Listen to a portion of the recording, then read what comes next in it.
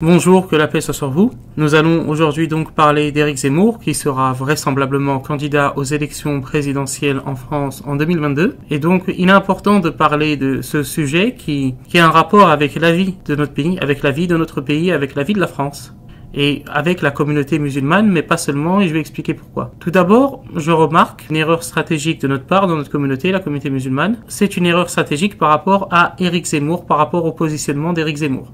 Souvent, et des personnes comme Yassine Bellatar, qui, je suis sûr, sont très bien intentionnées, il faut reconnaître son courage d'avoir débattu contre Éric Zemmour. Ce n'est pas donné à tout le monde. Éric Zemmour étant un très bon débatteur au niveau de la rhétorique, il y a une erreur qui est faite, qui est souvent faite, c'est d'attaquer Éric Zemmour sur sa gauche, au lieu de l'attaquer sur sa droite. Donc, en disant par exemple que Éric Zemmour est d'extrême droite, que Éric Zemmour est intolérant, ce genre de choses. Et ça, c'est une erreur de beaucoup de personnes dans la communauté, alors qu'il faut faire tout l'inverse. Parce que premièrement, c'est faux, Éric Zemmour n'est pas d'extrême droite, il n'est même pas de droite, je considère que c'est un homme de gauche. C'est un gauchiste.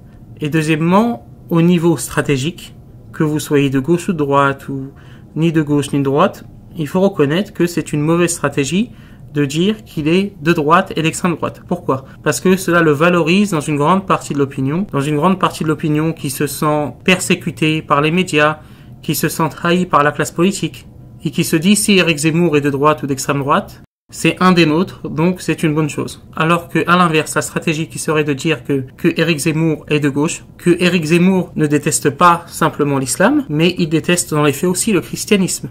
Donc que des chrétiens par exemple n'aiment pas l'islam, ne veulent pas de l'islam en France, que ces chrétiens ne croient pas pouvoir trouver un allié en Éric Zemmour. Éric Zemmour qui lui serait contre une France chrétienne. Et quand je parle d'une France chrétienne, c'est d'une vraie France chrétienne, c'est pas une France chrétienne de carte postale avec les clochers, le petit village, etc. Une véritable France chrétienne. Et je pense que cette stratégie est bien plus porteuse que d'adopter un discours antiraciste qui est dépassé. Et je comprends que certaines personnes aient ce discours, notamment parmi l'ancienne génération dans notre communauté.